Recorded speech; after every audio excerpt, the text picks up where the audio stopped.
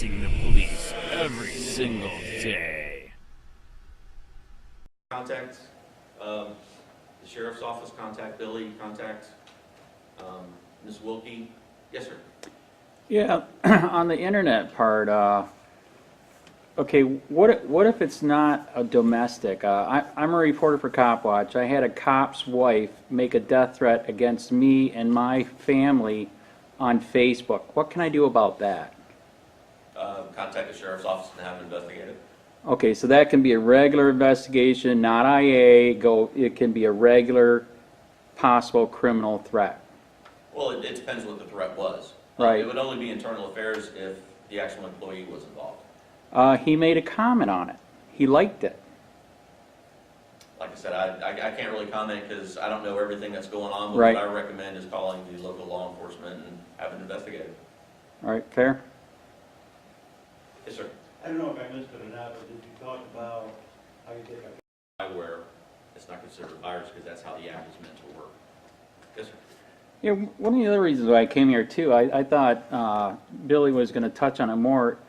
Is this kind of turning into Tom Cruise pre-crime where, you know, you're looking at different stuff and you think they might do something in the future? Because they were kind of talking about that on some of their promotion videos, you know, for the new unit. And I know that that's good and bad. I mean, as a quick example, I'll give you, I'm a recovering alcoholic. You know, people thought I was going to die drunk and on drugs. And guess what? I'm like, I've been sober so long, it's not even ridiculous. I mean, it's ridiculous. So, you know, that's what the one reason why I came here, to see if he was going to talk about that. You know, is that kind of what's happening? Is that good? Is that bad? I mean, because like people can change. I am the perfect example of that. What's your opinion? I don't really think it's pre-crime.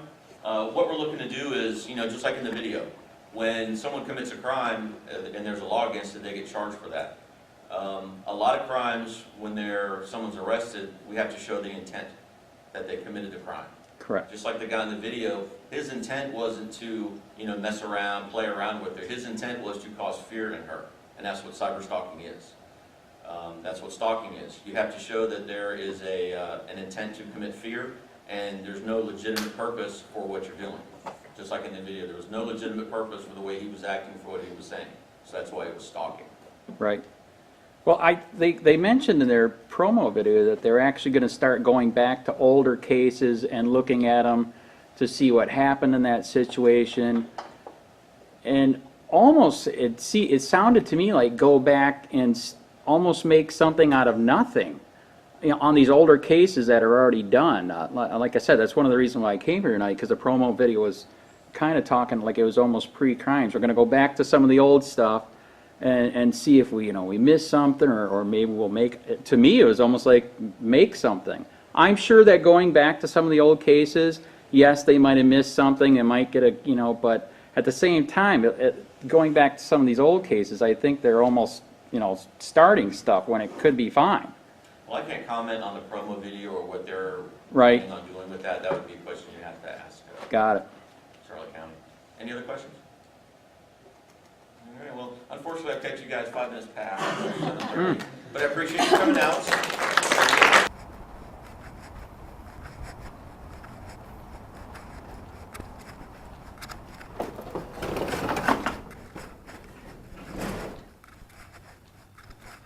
That way?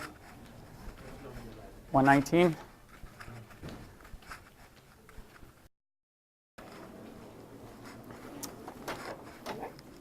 Yep.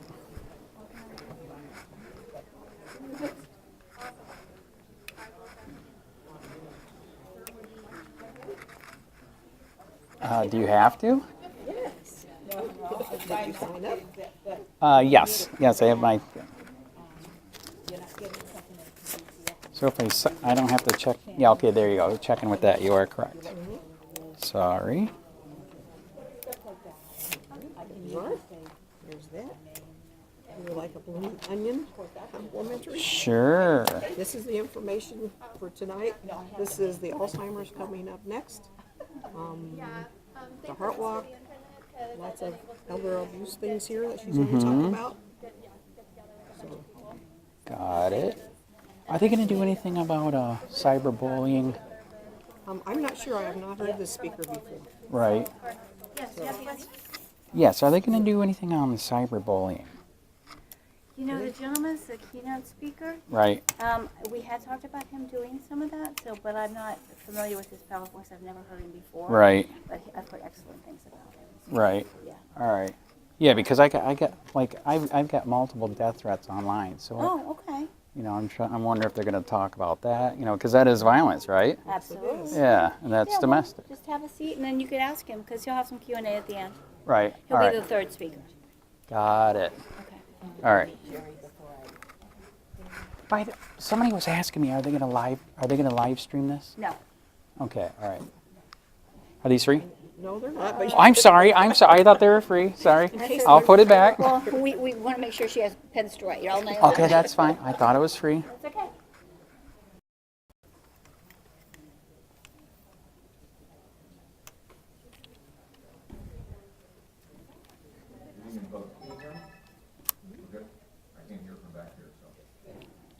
Captain Chandler from Shelby County Sheriff's Office and here for the sheriff, Bill PRUMMELL. And I appreciate you folks' concern for time for coming out to this particular evening's event. Before we get started, if we could, please, if you folks, I know this is a common practice at our office, and I would ask you to do the same. If you could all stand for the Pledge of Allegiance before we get started. I pledge allegiance to the flag. And to the republic for which it stands, one nation, under God, indivisible, with liberty and justice for all. Very good, thank you. Thank you so much. There are going to be several speakers this evening. One to start off this particular program is Jill Phillips. She was formerly an employee of the Shelby County Sheriff's Office and now works for the court here for the Center for Rape Emergencies, for the Center of Abuse and Rape Emergencies. Jill will educate us on what our local sheriff office does for our community currently. Jill?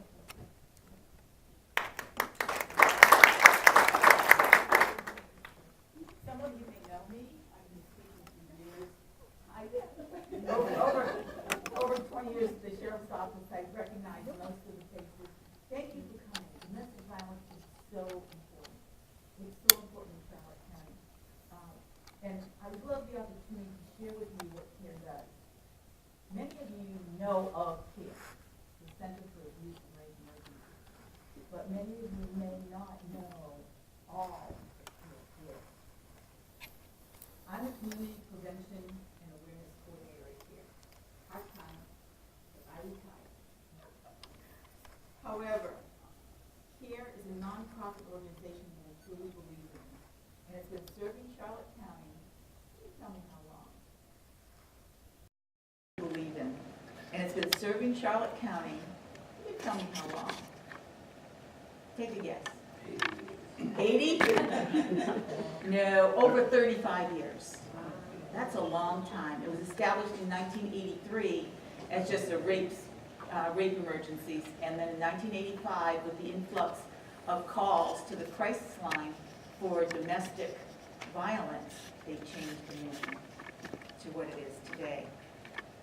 What we do is we help victims of domestic violence, sexual assault, and all other violent crimes. Our mission is to foster cooperation among agencies so there's no duplication of effort with people and businesses that are involved with the victims of crime, seeking to avoid duplication of services and to give aid. Presently, we have advocates, victim advocates, in the domestic violence unit that was just established by Sheriff PRUMMELL. We have one in DCF, the Department of Children and Families. We have an advocate located in PUNTA GORDA in the Office of the Attorney General. We have one at the PUNTA GORDA PD. The primary goal of the Victims Advocate is to provide support to victims and survivors with information and referrals. Information and referrals. We need to remember that domestic violence is all about power and control, right? Power and control, all the heads should be going right. Confidentiality is paramount.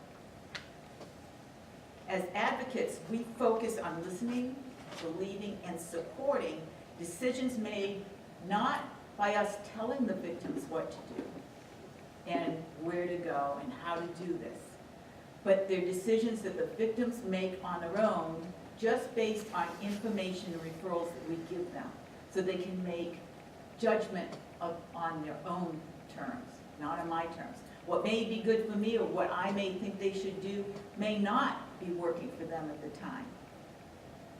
We make every effort to empower the victim to take back that power and that control of their own lives.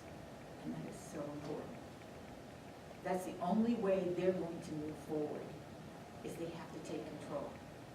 If you've seen some of the quotes and some of the calls that come in, it's sad and it's scary.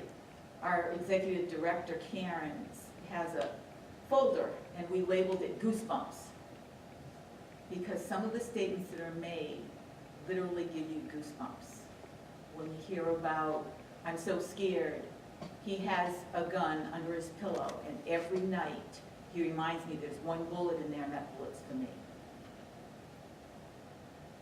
Sad. And it's happening. And we don't know half of it in Charlotte County.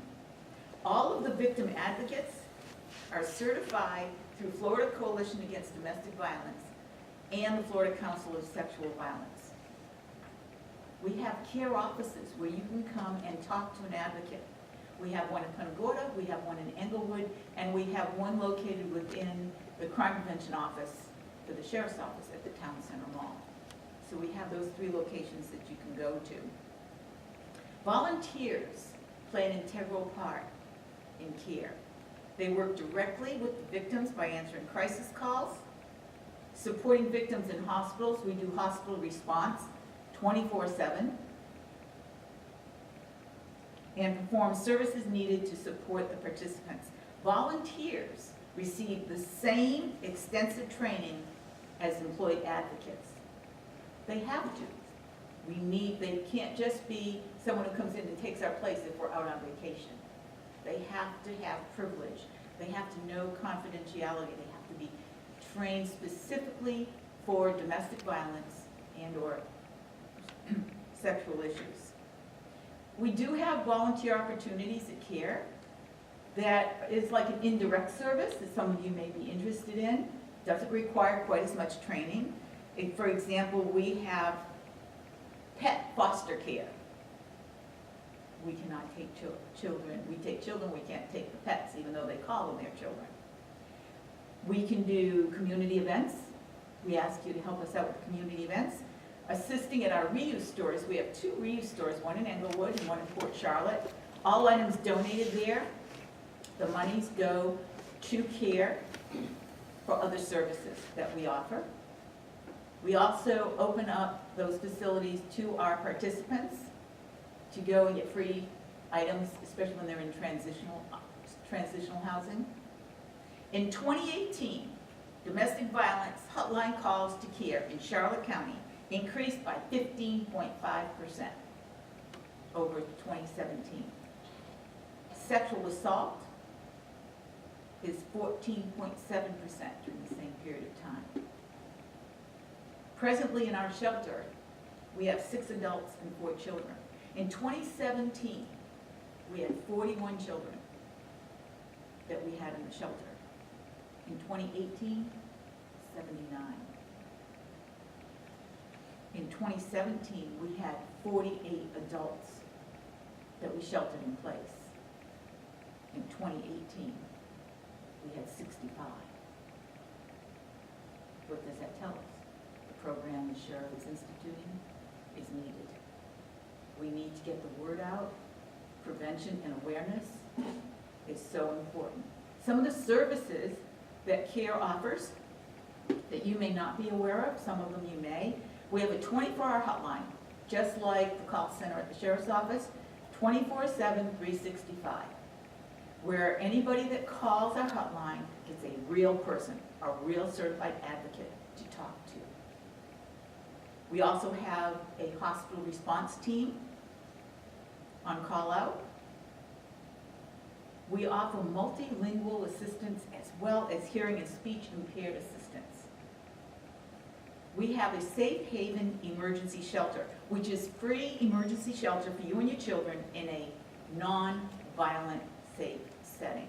Now, what people don't realize is that we take in a family, or we take in one person. We supply them with clothing, food, we take them to their medical appointments, everything. It's all a free service for those people. We also have relocation assistance when appropriate.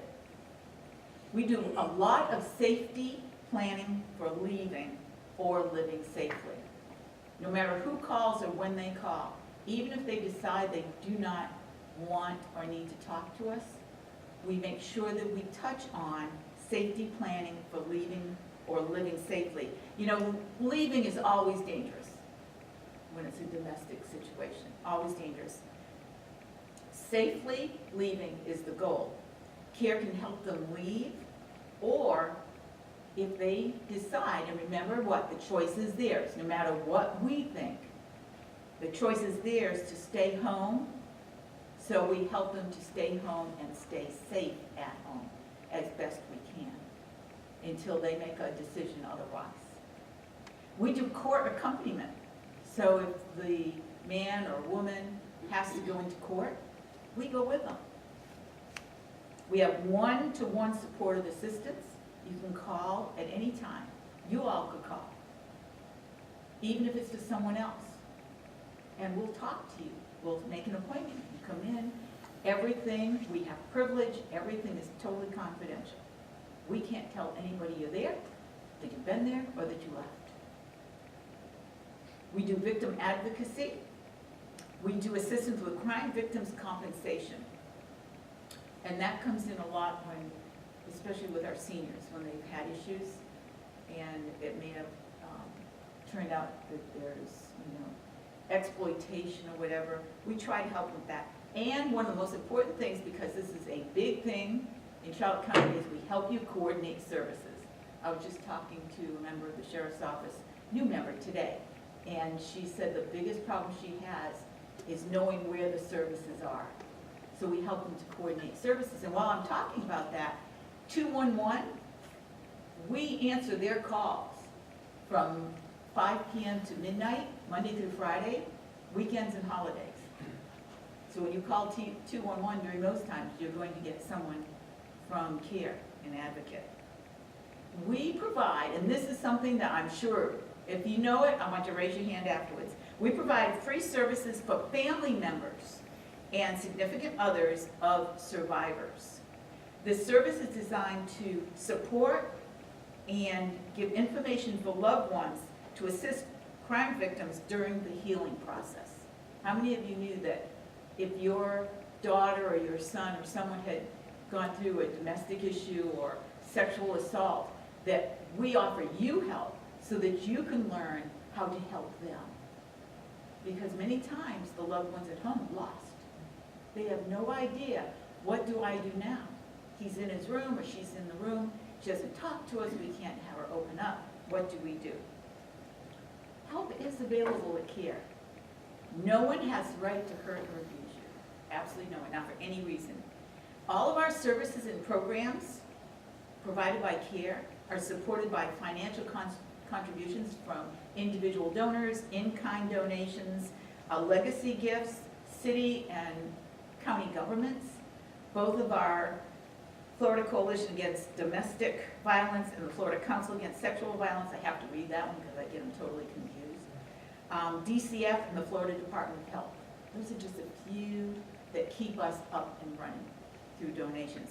All funds that come to us are used specifically in Charlotte County. Now, Charlotte County has proudly supported this homegrown grassroots organization which serves to help people who are hurting to heal and thrive. Charlotte County is CARE. Thank you so much. Any questions? I have about 2 minutes. Okay, I'm going to let it go on now, and I hope that if you have any questions, there's brochures in the back. Please help yourself, pick them up, and know that we're there for you no matter what. Have a great day, everybody. Thank you, Dale. And for you folks, our next speaker is Detective PRUMMELL. He's assigned to a team here at the Charlotte County Sheriff's Office in domestic violence. He'll be giving you some information on his role and the team that he works with. Detective PRUMMELL. Thanks, sir. Good evening, everybody. Thanks for coming out. As he said, I'm Billy PRUMMELL. I'm a deputy with the Charlotte County Sheriff's Office, specifically in the investigative unit, and specializing in domestic violence. The unit was just brought up and running October of 18. With the help of the Coalition Against Domestic Violence, we were able to create this unit. It consists of myself, a care advocate. We have a care advocate stationed at my office, and then a civilian analyst who compiles a lot of data and brings it to my attention. In the months that we've had the unit, I have probably occurred about 10 to 20 cases a week where I've reached out to, in most cases, both parties involved in domestic violence issues, trying to identify problems in their relationship that's causing the violence, whether it's infidelities, substance abuse, financial means, and with the help of care and other services offered at the Sheriff's Office, try and better their situation, stop the violence from happening. If that's not working, obviously we take legal means. I'm working closely with the State Attorney's Office to strengthen cases which require us to take law enforcement action and make arrests so that the violence stops. Present better cases to the State Attorney's Office, and they can do their job better, and the victim can be safe. I don't speak a lot in public, not like my dad. So we work very closely together. Dale said a lot when she was talking about the advocates. They are a huge help, and having the advocate that's assigned to our unit in the office with me has encouraged victims to come forward with more information after the fact, to make cases better, and to get us involved with their families and their lives, and make ultimately their lives as a whole better. As a member of the investigative unit, which I've been a member for several years, just not specifying in domestic violence, I've been able to use a lot of the skills I've gathered, whether it's interviewing skills or with technology, to make cases better as well. There's a lot of situations that are brought to deputies' attention that just seems very minor. I speak to them after the fact, and it's much more than that. It's an ongoing stalking issue, cyber stalking issue. We've had several cases where it seemed like, oh, he's just blowing up her phone, you need to get a restraining order to make it stop. Well, it's constant, it's repeated, and we're able to develop cases and make it stop, and that's what we want. We want a better life for the victim and make it stop. The advocate is a great help in integrating the services and connecting them either with myself or other people that are out there to help. But the cases that have been worked by our unit in conjunction with the State Attorney's Office, their pointers and what they're looking for to make stronger cases has grown, and we've got nothing but positive feedback since this unit has been integrated. And it's a problem. Dale gave you those numbers. Domestic violence is a problem, and we hope to stop it, and hopefully with the man hours put in by the three of us now, specifying and focusing on domestic violence, it will lower, it will stop, and we can make people's lives better. So that's all I really have. I'm going to leave it to Captain Chandler and Jerry here to talk more. Thank you. Thank you, Bill. To give you some information about that, Dale obviously did have a lot to say, Detective PRUMMELL.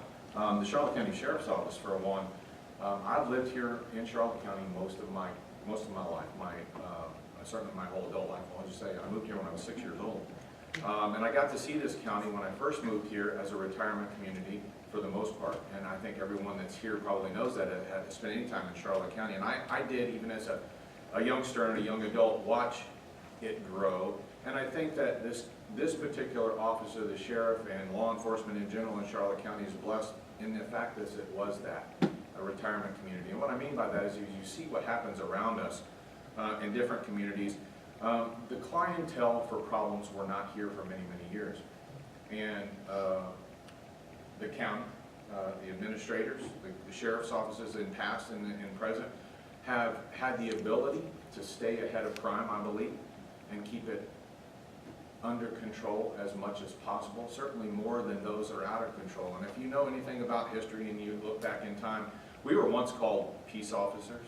I think over time that transitioned more into police officers because we were reactive and we weren't proactive, or we weren't trying more prevention, only because we were called upon and our numbers were few. To take the time to take members and specifically assign them in these areas, if we can find the cause and effect and stop it before it gets started, that's the cure, the true definition of the cure. And it's difficult and it's expensive, but it has to be done, because just police work's not going to get it done. Putting the bad guy in jail in a revolving door, is, in a sense, is not going to get it done. So I think the office as someone that lives within the county, and I think the people that are involved and certainly care in those particular entities. So with that, we're going to move on to our keynote speaker, and this is Jerry Bevan, Law Enforcement Specialist for Florida Coalition Against Domestic Violence. He's joining us this evening and he'll fill us in on current trends and ways to protect yourself. Jerry?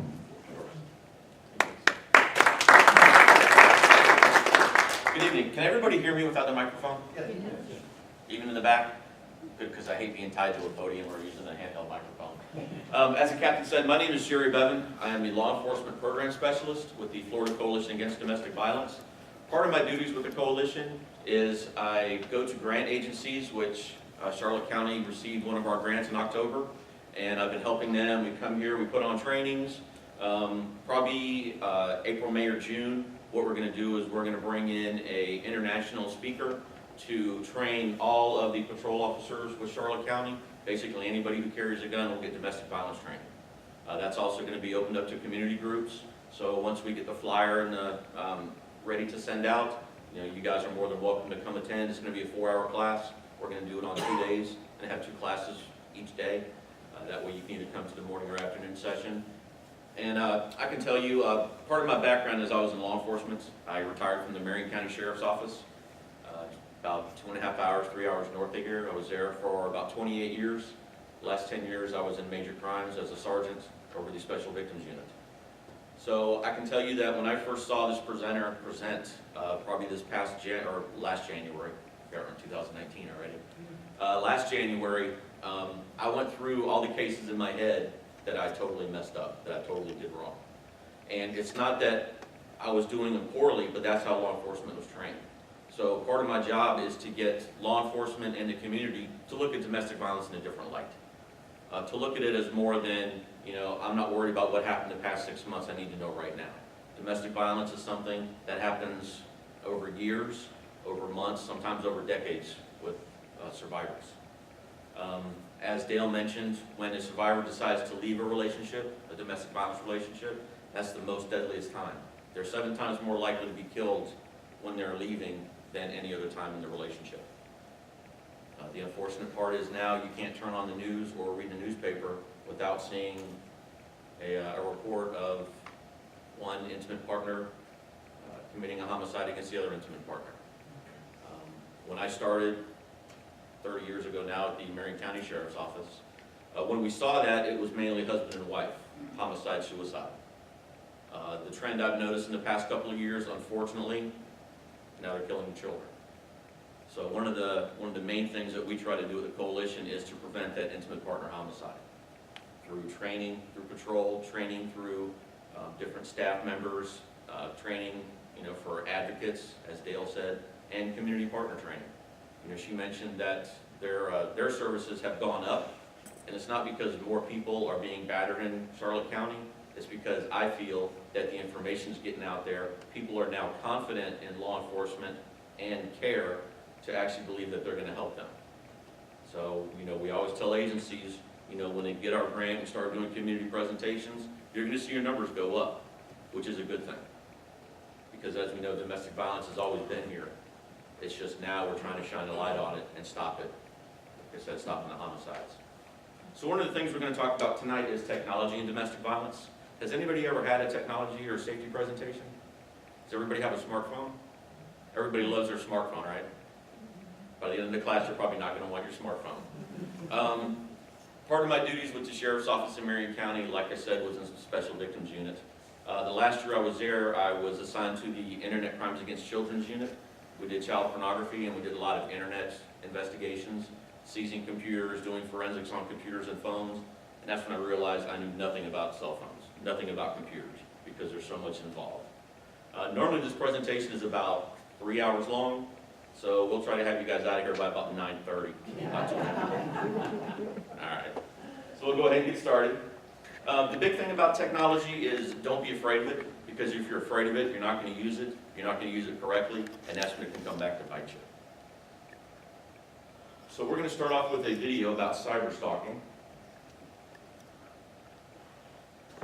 The dark side of social media, and one woman's nightmarish struggle over several years to elude her stalker.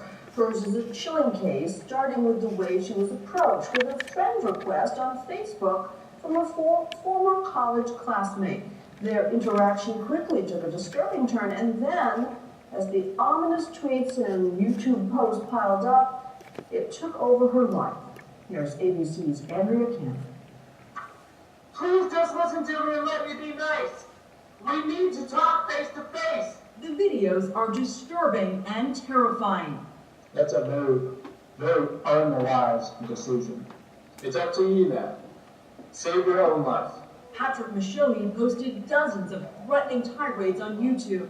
You stupid, ungrateful piece of... all directed at one woman. In sickness and in health, until the day you die. His obsession, former college student Kristen Pratt. It stops you in your tracks. Just kills you emotionally. For 3 years, Patrick Michoni used social media as his weapon, cyber stalking Pratt through YouTube. Messages like these: "I want to tie your wrists together. I'm going to follow you home from work." And tweets like this one: "It is up to you now to save your life. I have no options." Not to mention dozens of phone calls a day. Pratt worried for her life. Describe what that's like to be paranoid 24 hours a day. Makes you question the world around you, and it instills fear. Would you check the shower? Would you check the closet? Oh yeah, I would check all the time. I used to have dreams that he found out where I lived and broke into my house and waited until I went to sleep and would kill me. It all began out of the blue in 2008 when Michoni contacted Pratt, then 19 years old, on Facebook, reminding her they had taken a class together 2 years earlier at a community college. They had never even officially met. She says the conversation was initially polite. You were innocently responding to him, thinking could be a friend. Yeah, exactly. But about a half dozen messages later, things quickly turned frightening. They were more sexually oriented and a little bit more deranged. Stuff about how he wanted to kill me before I kill him. Or he would break my neck and my boyfriend's neck. The stalking only escalated. You're still playing games! In this video, you can see Michoni videotaping himself in front of Pratt's work. She then drives by, not even knowing he's there. He chases her. Pratt was told outside of a restraining order there was little she could do, until a police officer arrested Michoni for prowling at another apartment complex. We asked if he could check Patrick's backpack. And in the backpack was a sexual device, condoms, porn, and a video camera. Michoni was finally charged with cyber stalking, and last week Pratt faced him in court. I was always nervous and frightened that at any moment I could walk out of the building and nobody would ever see me again. What was it like having to be face to face with this man? You're still playing games! Really scary. I was breathless. It took my breath away. I couldn't breathe. You can't keep ignoring him. You can't. Michoni was convicted of cyber stalking. He took a plea deal. The prosecution asked for 15 years, arguing Michoni is a danger to society if released too soon from prison. I know what's going to happen. He will kill her. The defense painted a picture of a once bright and promising student with a college scholarship who went on a downward spiral, a man who needs medical help, not prison time. Michonne, now 24 years old, admitted in court he has problems. I want to apologize to her definitely for scaring her. I don't remember, like, any of those emails I didn't. I mean, obviously you're not making up. The judge gave Michonne 4 years. He will be out in just 2 for time served. He made it a point to say it was because this is Patrick's first offense. He hasn't harmed me. I'm still alive.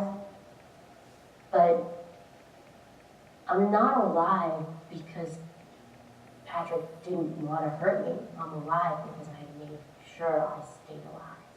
Why do you think the judge didn't side with the prosecution, only giving 4 years versus 15, which is what they wanted, it's just a fraction? Stalking cases and cyber stalking cases still aren't treated in the same way by the law as an actual assault. But in this case, the judge would say, well, I've taken away his weapon, and that is access to a computer. Because for 15 years, he's on probation. Uses that computer in that 15-year period, he's going to have to serve the whole sentence. Please, this isn't a game. As for Kristen Pratt, her biggest fear is when Michonne is released from prison in 2 years. Don't tell me I shouldn't be angry. The judge has ordered he will forcibly have his medication injected because of his lack of cooperation. But she says the nightmare will never be over. Are you going to live the rest of your life looking over your shoulder in fear? Of course, always. There will never be a day when I'll be able to walk down the street without worrying that he's behind me. For Nightline, I'm Andrea Canning in New York. So what do you think about that? 4 years? Is that enough? The dark side of social media. Did you hear the one thing he said at the very beginning? It kind of sounded like the wedding vows. You know, we'll have it to hold until you die.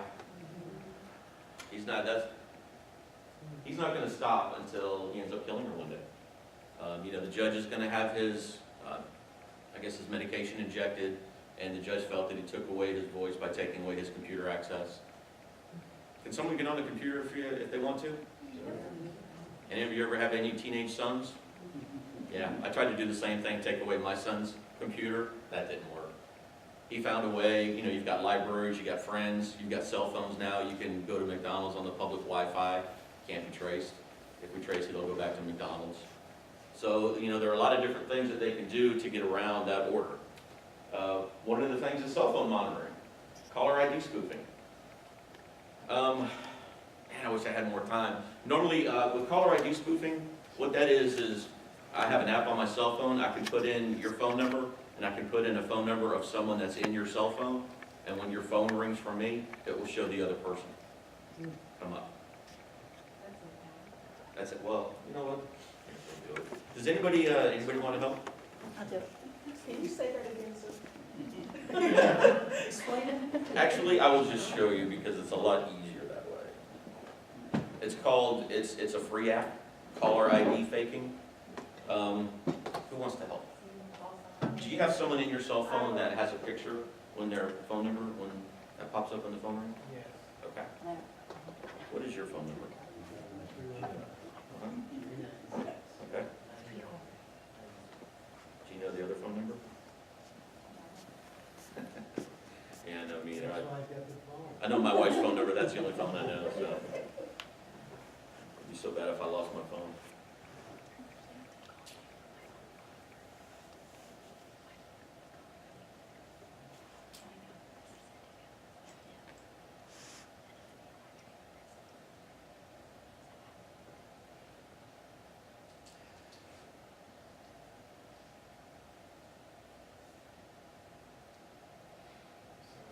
What's his number?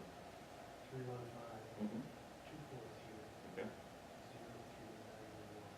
0291. Okay. So what I did is I put in his phone number under number to call, and I put his son's number under fake caller ID. And then I hit done, and then I hit call. And it's calling a number out of Arizona, and his phone will ring and his son's picture will pop up.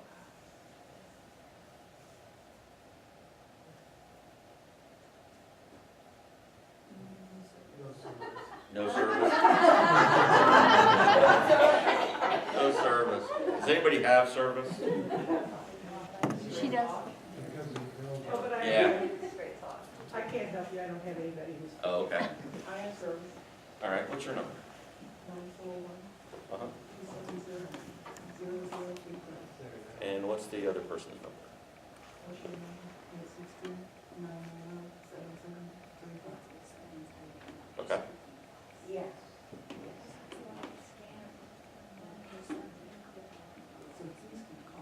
Yep, I'm gonna call you and her number will pop up on the caller ID. Now, it doesn't have a picture, but it's got her phone number. Okay. So if you could show her number showed up, because my phone's an 850 number out of Tallahassee. So right now it's showing that your friend is calling you. Yeah. So if you answer it, go ahead and answer it. Hello? Hey. That's you? That's me. But, now, when we disconnect, look in your recent calls and tell me who's the last person to call you.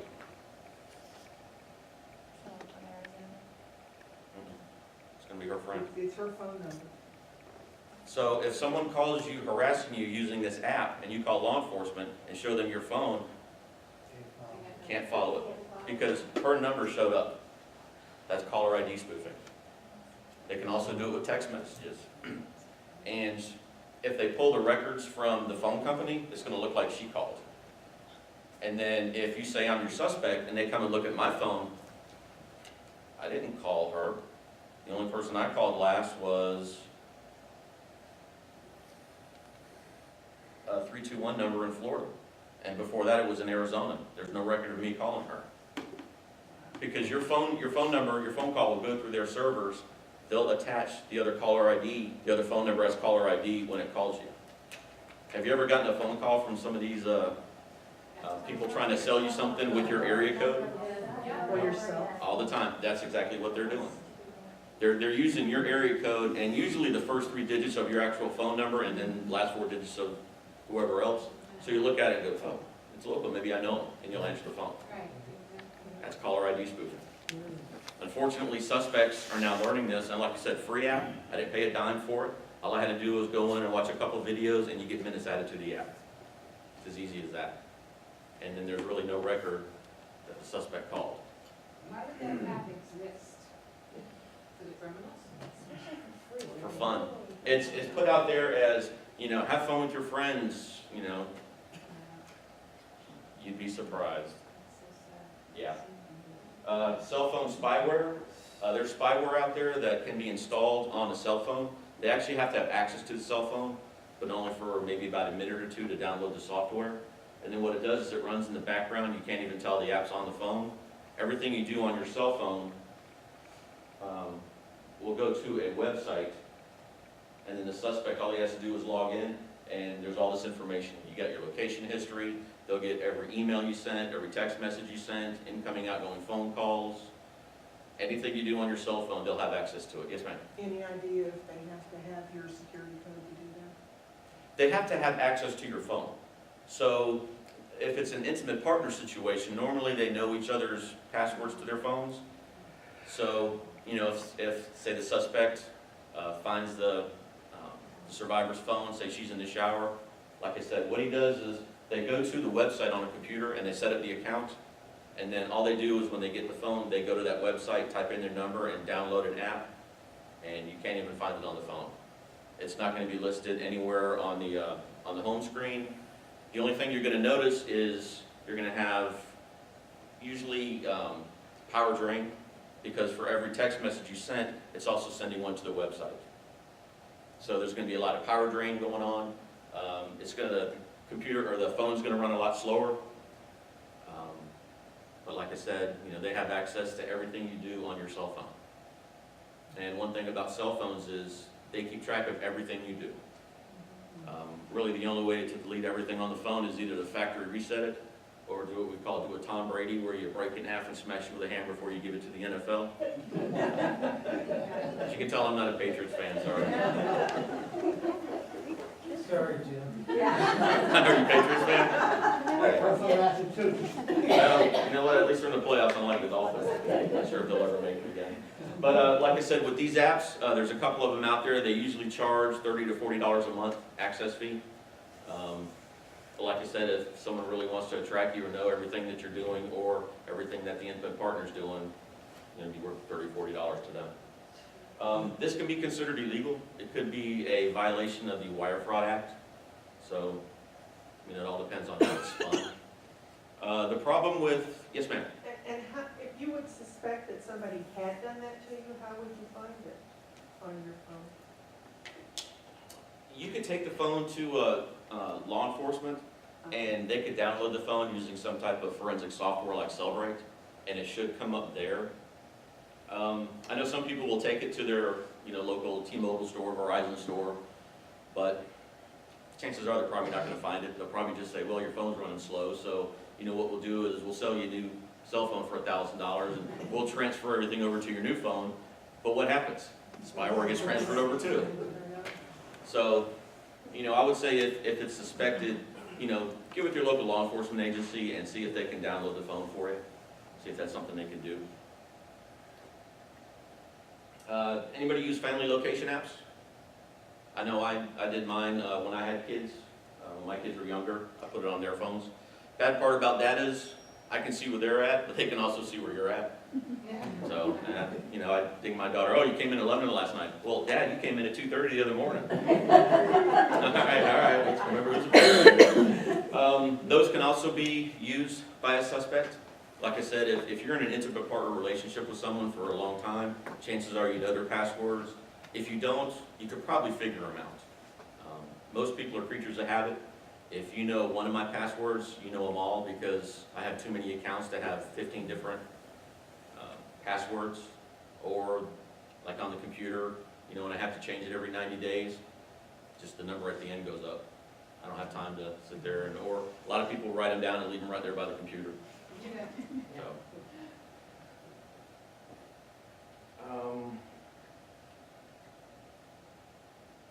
Anybody ever have Google? Well, is everybody retired here? Okay, so you probably don't have Google till you have 15 minutes to get to work then when you're walking out the door. I was retired for 2 weeks and couldn't stand it, so I had to deal with back to FCADV. But what Google does is Google will track your movements, and it stores all that information. So if you take the same route every day, going to work at 8 o'clock in the morning, going to work, and then coming back home that afternoon, when you get ready to leave the house, it will actually look at the traffic patterns for you, and it will see if there's an accident, if it's going to take you longer, and give you an alternate route. Like I said, one thing I always like to talk about in presentations is a lot of these things were made to help us, but where an application was made to help somebody, someone has taken that application and turned it against them.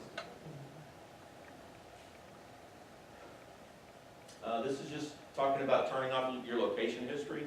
You can turn that setting off in Google Maps.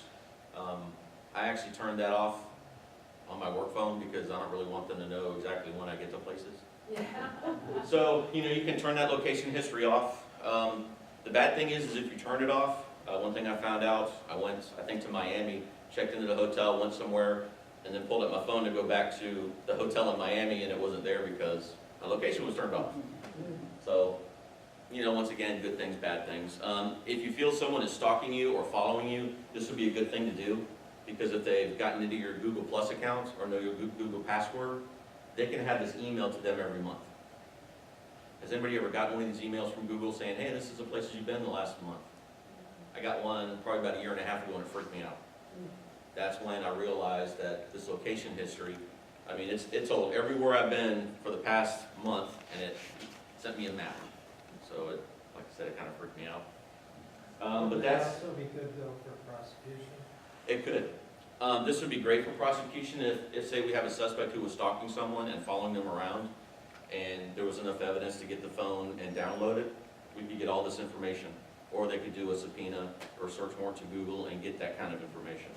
So yeah, I mean, it was used for a good thing. The suspect could use it for a bad thing, but then law enforcement could turn around and use that same information against the suspect. So it kind of goes both ways.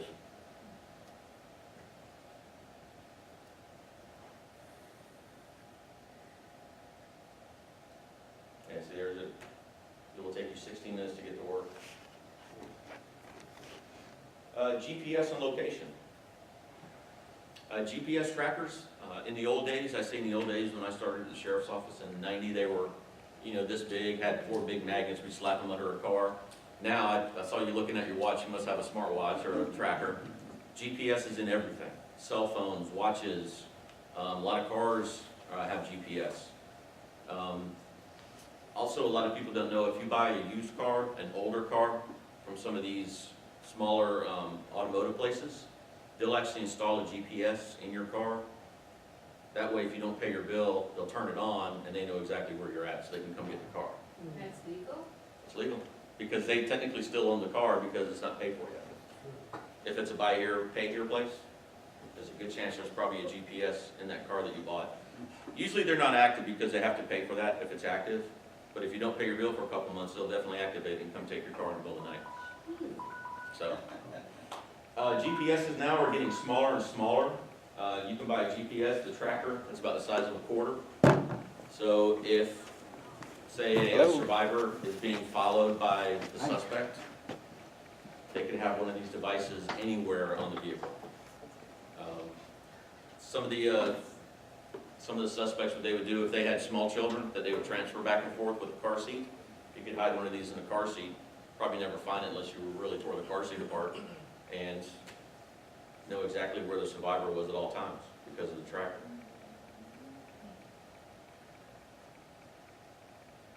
Some of them, they plug into the computer console under the dashboard.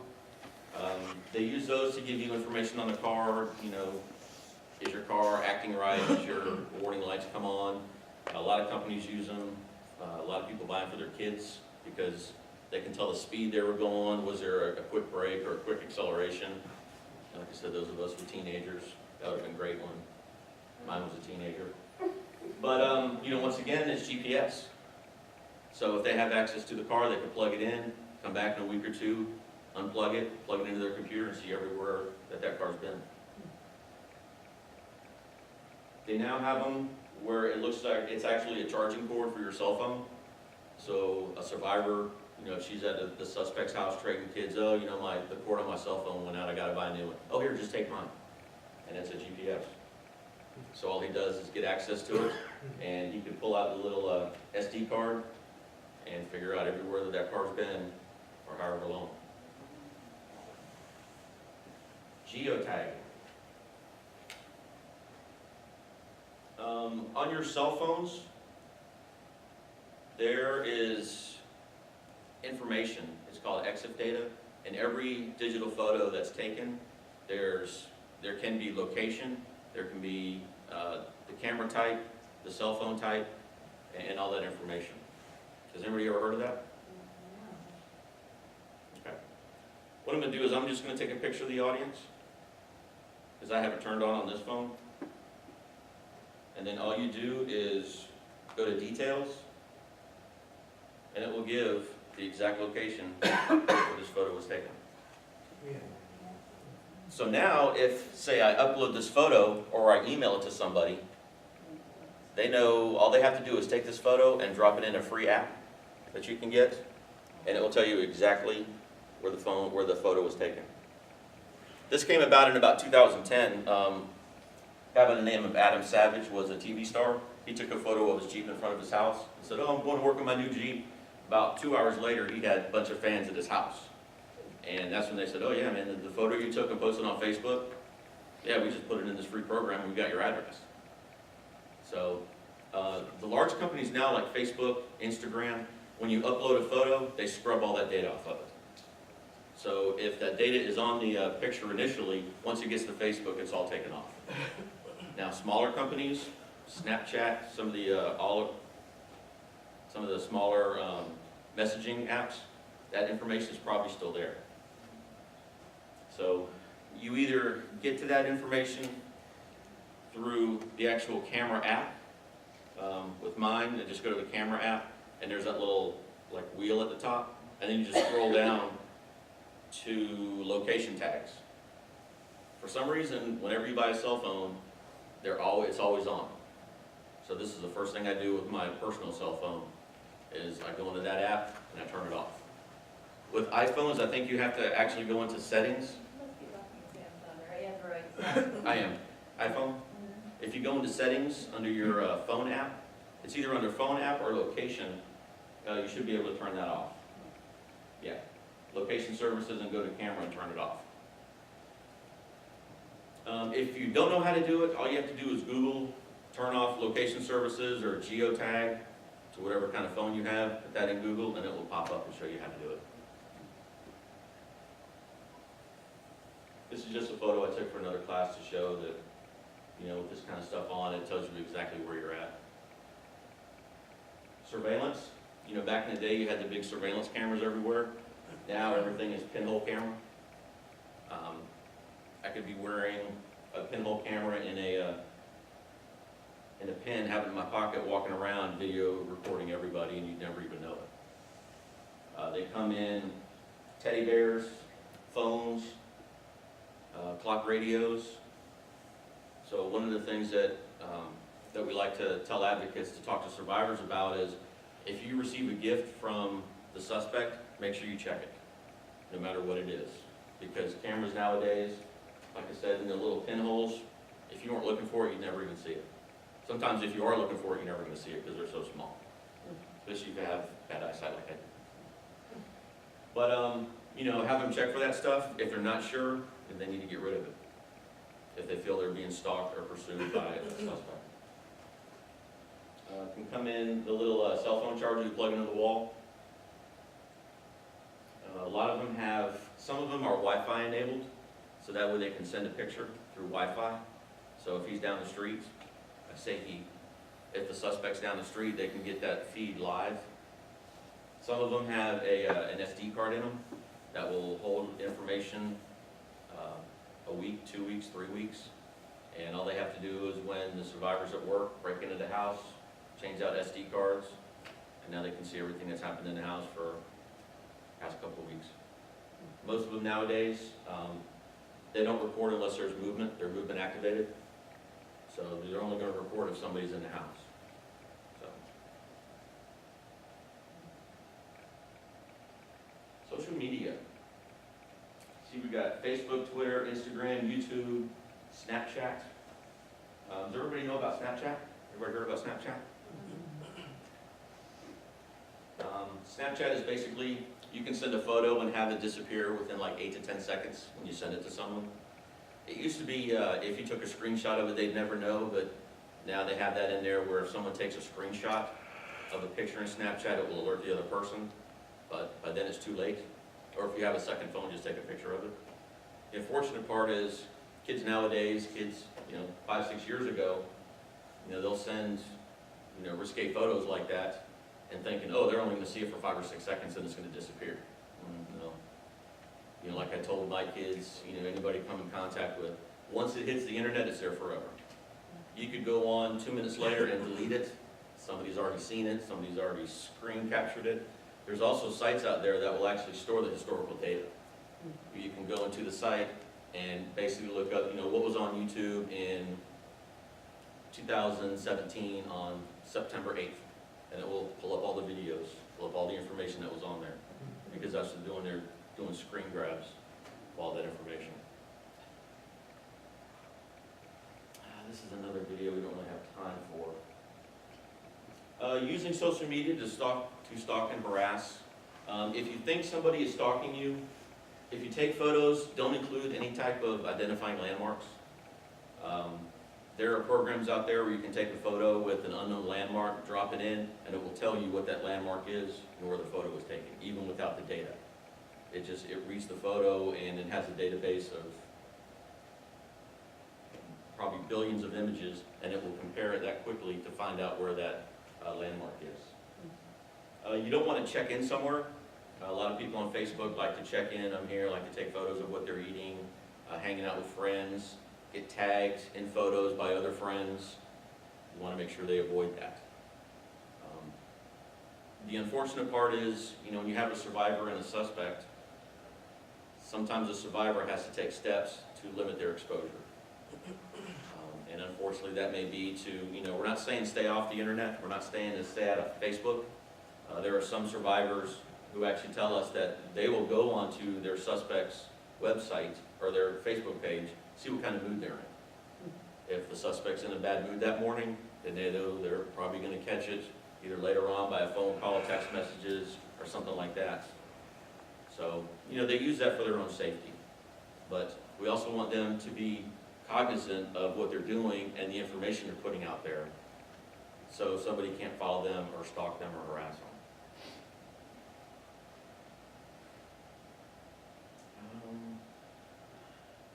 You want to be careful also on Facebook. My wife was notorious for this. Someone would send her a friend request and she'd accept it. And I'm like, I had to finally tell her, don't do that. You know, we had to go in, delete everybody she didn't know because she thought, oh, I'm going to be popular. No, it's just, if you're friends with someone and you've blocked a stalker and the stalker becomes friends with your friends, they can see what you're doing just through that friendship. So you have to be very careful if you're in that situation of who you allow in, even close friends. Because like I said, if they're friends with the stalker, if they're like my wife, she'll definitely accept their friend request. And then now they can see everything, not everything, but they have access to your page too and can see what you're doing, where you're going, when you're out with friends, and things of that nature.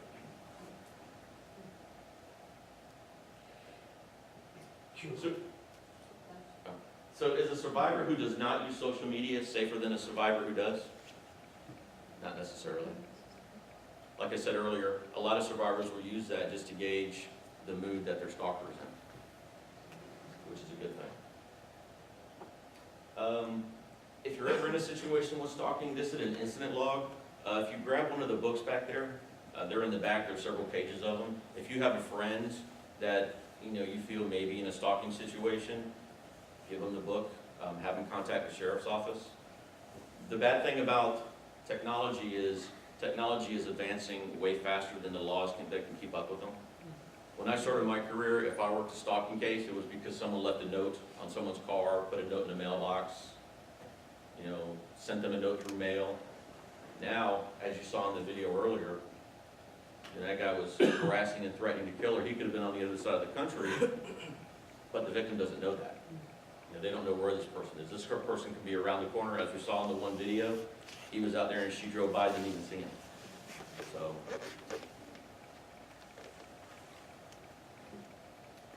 some of the safety planning techniques: turn off the location services for GPS. I recommend that anyway, especially with kids. As we all know, kids are notorious for taking selfies and posting them online somewhere. If they have that location service on, you could have a predator out there that could get that photo if it's the right service and find out exactly where they live. Don't post photographs of a new residence or their neighborhood.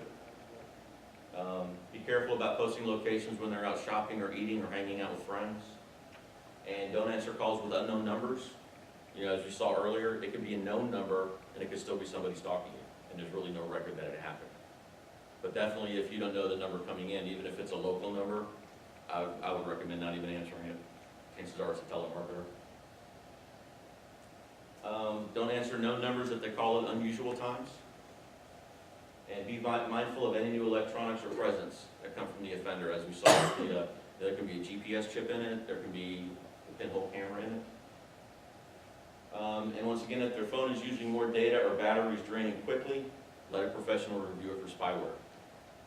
Because like I said, with spyware, you're not even going to find it in your apps list. You have to, there are certain keystrokes you have to do on the cell phone, and then it will bring the spyware up. So just by looking through it, you're not going to find it. And once again, educate yourself with technology. I know I ran through this very quickly. Normally this is about a 3 or 4 hour presentation. If you have any questions, you can contact the sheriff's office, contact Billy, contact Ms. Wilkie. Yes, sir. Yeah, on the internet part, okay, what if it's not a domestic? I'm a reporter for Copwatch. I had a cop's wife make a death threat against me and my family on Facebook. What can I do about that? Contact the sheriff's office and have it investigated. Okay, so that can be a regular investigation, not IA. It can be a regular possible criminal threat. Well, it depends what the threat was. Right. It would only be internal affairs if the actual employee was involved. He made a comment on it. He liked it. like I said, I can't really comment because I don't know everything that's going on, but Right. what I recommend is calling the local law enforcement and having it investigated. All right, fair? Yes, sir. I don't know if I missed it or not, but did you talk about how you take a picture with your cell phone, all the information's embedded in Yeah, and you know, that's one of the location services that we talked about turning off. You know, that's one of the things, for some reason, all cell phones, when they're brand new, they come with that turned on. I don't know why. I wish they would turn it off because, you know, people who don't know about it are taking photos.